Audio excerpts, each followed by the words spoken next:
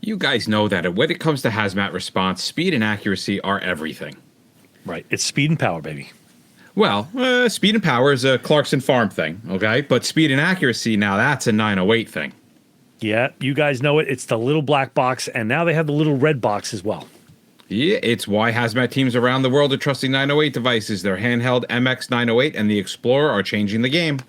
Right. The 908 is one of those very few devices out there that can actually identify the Novichoks. And not just Novichoks. It's going to do all sorts of chemical warfare agents, pharmaceutical-based agents, drugs, explosives, and what I love about it, it does it all at trace levels.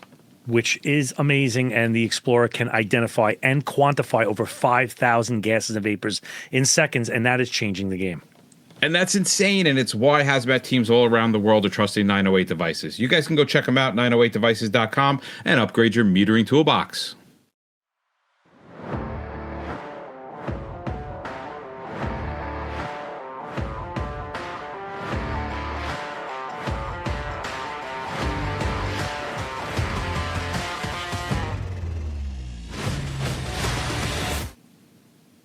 Yes. Hey, everybody. We are freshening things up around here. This is probably the last time you're going to hear these ads or mentions or whatever, because it's springtime in the HazMat Guys. It's going to be it. We're cleaning it out to go. Baltimore is usually when we kick it out, because we're having a 500th episode coming up soon. So we figured we'd twist everything up. But while we wait for those approvals, Hazard Class, go check them out. Industrial Strength, go check it out. 2 more shows coming up. We'll go check them out when they come out. The newsletter. Well, not the newsletter, right? I say the newsletter. That's the right. emails. God, I always but we forget have the news podcast. Yeah, oh my God, what the hell is it called? The newsletter. I think it's called the newsletter. Is it called the Yeah, it's great, guys. I hate to read. I don't know if you know that. I'm severely dyslexic. I hate reading. I can get the news and I get to listen to it while I'm doing stuff. It's absolutely phenomenal. It's all hazmat related. It's really good stuff. Yeah, and check out the store. There's actually 6 new shirts going in. A new book is in there, which we haven't really released yet, but you'll see it in Baltimore. It's going good. And premium members, make sure you join the happy hour. And it is the, the 4th Thursday of every month. It is quickly morphing into an instructor's hour. At least it did last week. We are always joined by Greg up in Halifax, who started the Facebook exchange program specifically for hazmat instructors. So it's a great opportunity to sit, go back and forth, share some stuff, share some information. We're always, as instructors in the hazmat community, we're always very open with each other, and it's a great place to come and learn. We had an absolute blast the last one. I love it. Now, before we get into this probably double episode, we do have to make a correction. Yeah, so we absolutely do. We put on a show on June 23rd of 2025, which if you're listening to this episode when it came out, that was last week's episode. Bobby and myself, we just want to say, above all, this podcast and this training, our goal is to the first responder, right? That is always who, their safety is always our top priority. So with that said, we've been getting a little bit of pushback, to say the least, on last week's episode. We mentioned organizations we mentioned that the organizations involved, and we weren't really calling them out, but we mentioned them as part of the podcast to give legitimacy to the way things were being tested, if that makes sense. Yeah, and the fact that these events that we talked about in the last were under solid testing conditions and not just a bunch of bozos lighting up cars in their backyard, we do solidly believe that the information is critical to the mission, right? And should be released immediately, and that's what we did. The NFPA reached out to us to make sure that the record was straight and to correct a couple of points that we got wrong. And as always, we have no issues being wrong and calling ourselves out on this. So Yeah, and 100%. We felt that the information that happened was more important to get out than specific content accuracy. So we have absolutely no hesitation whatsoever to correct some of the context. First, the blanket test that we talked about, one of them was conducted, that we said was conducted by the NFPA, was actually done by the Fire Protection Research Foundation, which is an independent, not-for-profit affiliate of the NFPA, but it is not the NFPA itself. The second correction, and most importantly, is that there were no injuries during the test. That was rumor. We heard, and it's not true. So to offer some additional information, the test was part of the Department of Homeland Security, FEMA, funded research product aimed at improving fire response and the safety protocols for electric vehicle battery incidents. And it took place at the Rockland County Fire Training Academy, which is in Pomona, New York, and controlled outdoor environment. The personnel conducting the test were in full PPE, with EMS, safety teams on site, the whole gamut. And during that test, a deflagration occurred and a rapid release of pressure due to ignition of those trapped gases. And now, though this is a rare but recognized risk of this type of testing, the two individuals were evaluated on scene by EMS and nobody was injured and no further care was, so they are made. Right. And to continue the quote, finally, I want to let you know, this is from the NFPA, quote, finally, I want to let you know that you and your audience, that there has been no effort to withhold information. As you rightly acknowledged in your episode, the Foundation as a scientific entity takes communication around safety research seriously. In that spirit, we always encourage folks to confirm key details with the organization directly involved, especially when covering technical incidences such as this.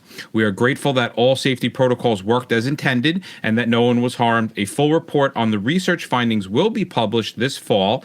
As with all foundational reports, it will be publicly available on their website, which we will put in the show notes. And when it comes out, you can click that link and get right to it. So, yeah.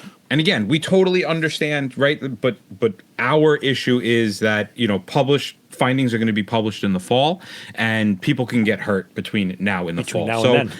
Yeah, no, not trying to throw shade on anybody, not trying to, we just want to make sure that you, the first responder, who is our top priority, has the best information possible. Okay, so now a banger on asbestos, which is an interesting topic. An Definitely. Uninteresting, seemingly not a thing. You know what's kind of crazy is that this is one of those topics that land within the hazmat community, but there's really very little from a first responder point of view that we can do with it, even though we can take classes on it.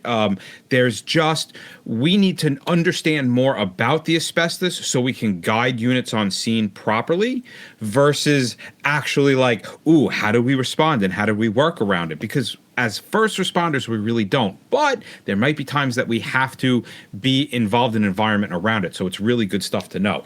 What is asbestos? All right. Asbestos is a group of 6 naturally occurring minerals made up of really tiny, fibrous, long, thin fibers. Mm-hmm. These fibers are really, really super strong. They're insanely flexible, and they can't be seen without a microscope, which is going to kind of tie into a bunch of other stuff later on. You can almost imagine these as like bundles of super tiny spaghetti noodles or angel hair, just kind of all squished together.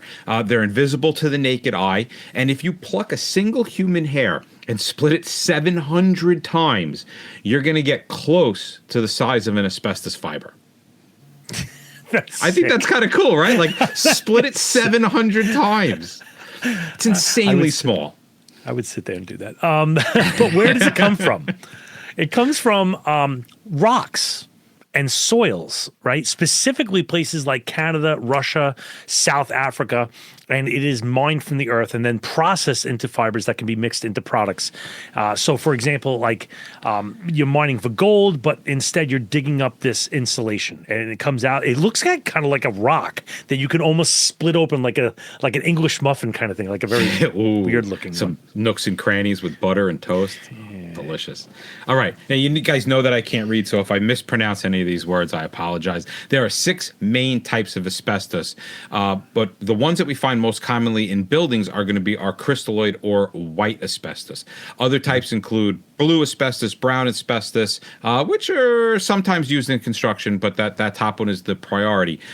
You can think of it like the Pokemon of minerals, right? There's different types out there. They all have their own little like superpower, but with that superpower, they all have their own level of danger to them. Right. Now, the small side, the microscopic size of asbestos allows them to bypass the body's natural filtration systems, such as the old nose hair and all that, actually all the stuff, like actually Everything. the mucosa, like everything, it just goes right by, right? So once now it's in the lungs, because it is able to get down to the smallest parts, the tissue can remain there indefinitely. You don't have the ability of ejecting this, right? So if you inhale like a chicken bone, eventually you'll chalk it up, right? Hopefully. This stuff, no, it doesn't happen. So this makes scarring, inflammation, and even leads to cancer.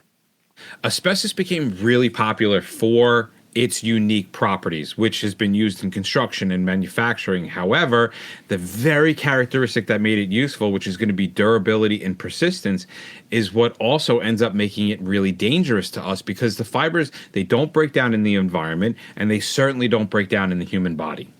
Right. So why is it good? It does have a couple of superpowers. It is incredibly heat resistant. It does not burn, and it doesn't dissolve in water or break down easily. I'm saying easily, and it's not the right word for it, like at all. Right. Like almost impossible. It's incredible. Like, so asbestos is resistant to chemicals. It's resistant to electricity. It can be woven into fabrics. If you need to protect your house from a fire, asbestos is your fireman. Like, Yes. it's crazy. So your house will be there, but you will die of cancer shortly after. It's a catch-22, right? I mean, I guess either way you're dying. It's just a matter of how. Screaming, burning to death, or slowly trying to inhale oxygen. So what types of asbestos are there? There's the crystal tile, crystal tile, otherwise known as... Right. If you want to know what it is, look up white asbestos. The word that comes with it, that's what it is. It's the most common type. It has a kind of like curly, flexible fibers. This is what has been used widely in insulation. Also, old brake linings, in with cement products. It's considered less hazardous than other types, but it's still dangerous if it's inhaled. Now, blue and brown have straighter, sharper fibers that penetrate the lungs much more easily, but they're also far more toxic and have stronger association with diseases like mesothelioma. This is the one that you use more in the pipe insulation, the ceiling tiles, those spray-on coatings that you might see inside a building. That's this. Hey, take a look around you and tell me how many lithium-ion battery devices are around you. At any given point in time in this house, I could have up to 10. Right. They're everywhere, and every department in the nation is starting to deal with these things on a regular basis. Which is why we're excited to tell you about a new product that's proven to limit and control battery fire propagation. It's from a brand called DeGeo, and they are chock full of HazMat experts who know that there's a better way for the first responder to handle, store, and ship lithium-ion batteries. This product will solve your lithium-ion battery problems. It's lightweight. It works across all battery types, and we can say that it lives up to the hype because we've actually tested ourselves. It's called ObexionFR, and it's part of a two-part system with a scientifically designed granular along with a UN-certified paler drum. More importantly, ObexionFR is proven to reduce the IDLH gases, which is kind of what I care about, and these gases are emitted when the batteries kick off. So all in all, it's going to keep your team safe. To check out more and learn more, go to ObexionFR.com. That's ObexionFR.com. Tremolite, aconolite, I didn't say that right, actolite, and anthrapholite are also common, but they're less common, but they're still very toxic, right? They're going to occur in contamination with other minerals, such as talcum or vermiculite. Exposure to this stuff can cause serious effects, even though it's relatively low in its prevalence. Now, in order to understand it a little bit more, let's go a little bit more into the background and a little bit of global use, is that it was valued huge in ancient societies for its fireproof and decay-resistant properties. It was used by Romans in cremation cloths, lamps, construction materials, But the early accounts by Pliny the Elder noted some health issues among the miners of this miracle mineral. I guess Pliny wasn't a miner, otherwise he would not have made it to the elder stage of his name. During the Middle Ages, it was actually perceived to have these mystical qualities, which actually led it to be used in armor plating and fireproof garments, limiting mainly to the elite and ceremonial applications. So, an easy way to get rid of the upper class. Due to its rarity and the cost, it was not very prevalent among the lower class. Asbestos remains a niche mineral with a minimal documentation on the health risk, even though we know how absolutely bad it is. And that didn't start to happen until the industry really kind of picked up and expanded with it. And then years later, we were able to red flag serious public health concerns. Right. So let's fast forward up to like relatively modern times, which the Industrial Revolution, right? And that really expanded the use of asbestos mining and the use of it, particularly in construction, automotive, shipbuilding, due to that heat-resistant property. And by the mid-20th century, asbestos was common in insulation, roofing, flooring, pipe wrapping. Why am I saying this? Because we are still going to fires and incidents in those buildings. They're still standing. I can tell you in New York City, I know they're still standing because our firehouse was built with this stuff. Most of the buildings were built in the 70s, before the 70s in New York City, so it's everywhere. Yeah. Speaking of the 70s and 80s, the usage of this stuff really peaked in the 70s and 80s, especially in the United States, Canada, and the Soviet Union, just as researchers were starting to link asbestos exposure to serious diseases like asbestosis and mesothelioma. That's really when it was hitting its stride. And even going back during World War II, asbestos was crucial. It was like part of the wartime effort, and it was used in ships, tanks, aircraft. They inadvertently caused a lot of long-term health consequences for all those veterans in that time. Yeah, for both military workers and personnel, right? They're often shoved in areas that were unventilated environments. They didn't have PPE. I mean, geez, not that they did it on purpose. It was World War II. They had no idea any of this stuff was happening. It wasn't until later that all of a sudden these workers and these military people really started developing these asbestos-related instances at absolutely alarming rates. I can't talk today. That's all right. They had a big public awareness push, right? And that led to policy reforms, industrial upheaval, but companies faced enormous liability, with some going bankrupt or establishing asbestos trust funds. Hell, turn on your TV, I bet you see, do you have mesothelioma? Like there's some type of legal commercial that's coming on. There's $100 billion spent on claims. And although asbestos is banned in more than 60 countries, the U.S. continues to permit limited use, leading to ongoing confusion and even uneven protections. So we're still using it today. Still using it. If we're using it in the U.S., I bet you it's in our food. Probably. All right. So what's the problem with it, right? The fact is that it's a hidden danger, right? And we understand this because of the chemicals that we deal with in HazMat, right? We don't see a lot of the chemicals, and asbestos we can't see as well. So we can breathe them in without even knowing that they're there. They can float in the air for hours because they're so small and so light. So here we have a substance that can float around for hours. You can't see, and it goes right through all the filtration system inside the body. So these microscopic fibers are in the air. It's like a glitter bomb. You see these videos online of people that are stealing packages and they do the glitter bomb, poof. Only imagine glitter that stays in the air for a long period of time. You can't see, and you just end up inhaling it. Right. Now, this does lead to health risks, right? Breathing in the asbestos fibers will affect you for decades later. Asbestosis, which is lung scarring, lung cancer, mesothelioma, which is actually a form of cancer. It's kind of rare, but there are no safe levels of exposure. right? So, if you go into a fire or other companies go into a fire and you go over to the guy and you clap him on the back and that goes poof, that is now airborne asbestos. And we call it the silent killer because you can't see it, smell it, feel it, but it causes huge problems down the road because it goes so deep into your lungs. Yeah, workers in construction, shipbuilding, firefighting, automotive repair, we all face this potential of high exposure. You think of tasks like sanding, cutting, even demoing, household and construction materials. You demo it, it releases a huge amount into the air. You just imagine you're in a basement and you got a strong light on and you move something, you see all the dust kind of fly around. That very well could be asbestos fibers. And it's really dangerous if protective measures are not in place. Right. And this going into the firefighting thing, like how many times have you gone to a fire, if you're thinking about this, or even seen somebody go to a fire and they're pulling ceilings and you inevitably get dirt, you get dirty with like a white powder and it's sheetrock. But what if it's not? Like, so right.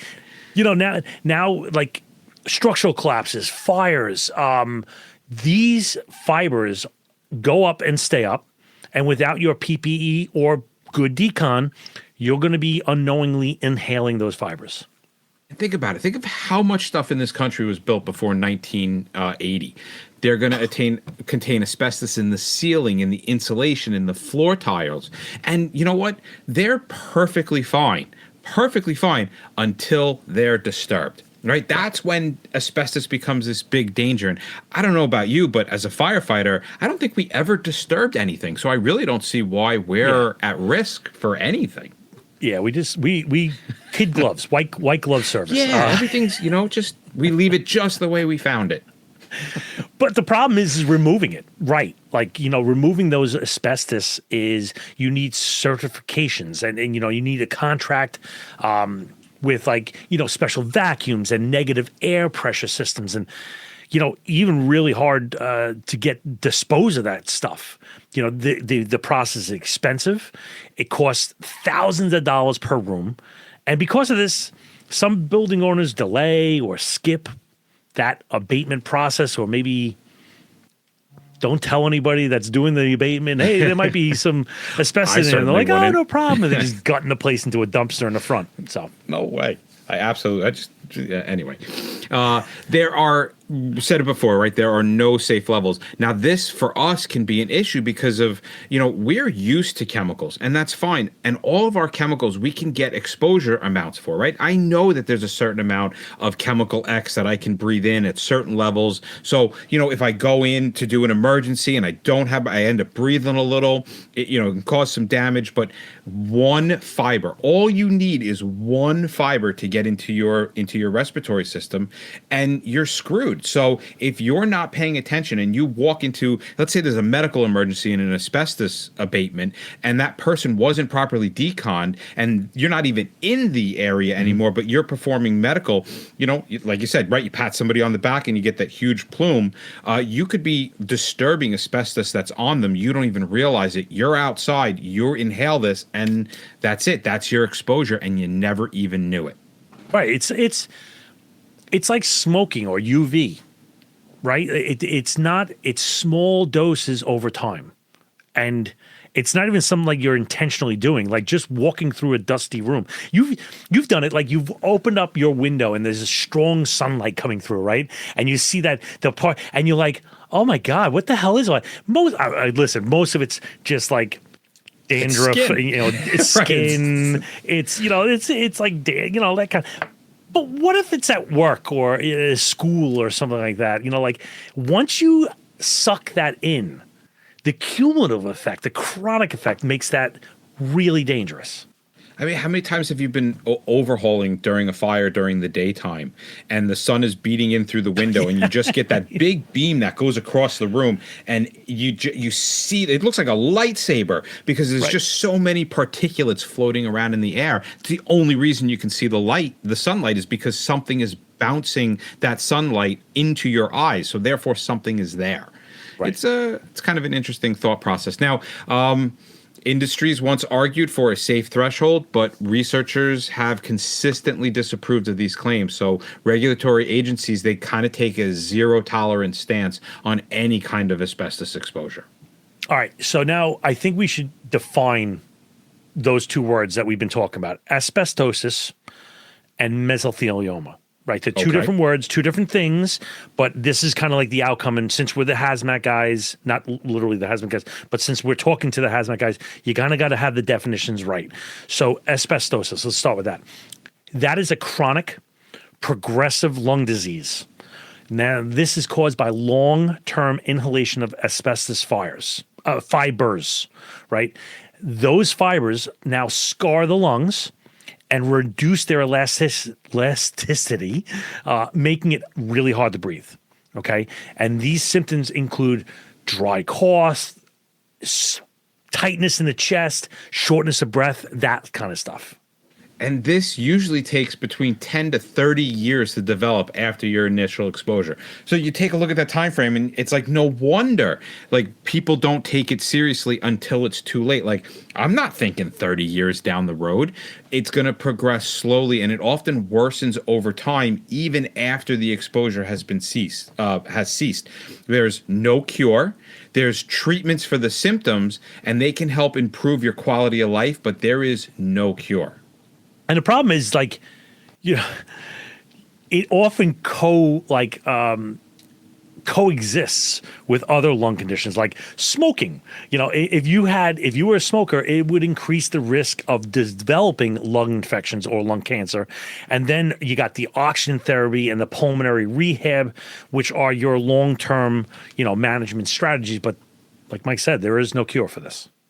Now, mesothelioma, while the other one is just an aggravation in the lungs, mesothelioma is an actual rare aggressive cancer that is linked to lungs or the abdomen and is caused by excessive exposure of asbestos. This can take 20 to 50 years to develop after exposure, making early detection difficult or even impossible. By the time the symptoms appear, kind of like pancreatic cancer, the disease is usually very, very advanced. Right. These symptoms are going to be like chest pain, which could be other things. Fatigue could be other things, or just laziness. Difficulty breathing. Severe. I almost had it where it's all those severe diabrea. Like, right. A condition known as hot dog finger. Seeing the dead. Right. Your children being born with the head of a golden retriever. Yes, absolutely. It mimics other conditions, right? Which often delays your diagnosis and treatment. Even with the treatment, though, the average survival time is less than 2 years. My daughter loves drug commercials specifically for the list of side effects that they give at the bottom. Incredible. I don't know why. She thinks it's she thinks it's hysterical. She's like, you take it with this and you end up with all this other stuff. I'm like, yeah, sweetie, that's the way it works. Your standard therapies are going to include chemotherapy, radiation, surgeries. Unfortunately, the outcome usually remains poor. There's always some newer treatments that offer hope. However, mesothelioma still remains one of the deadliest occupational cancers that are out there. We'll wrap it there because the rest of it is like getting into the weeds of figuring it out and moving it on and what are we going to do? So thanks for taking a little journey down eating. We should do one on lead paint, eating lead paint. I know some people that did that too. Lead chips and guacamole. Ooh.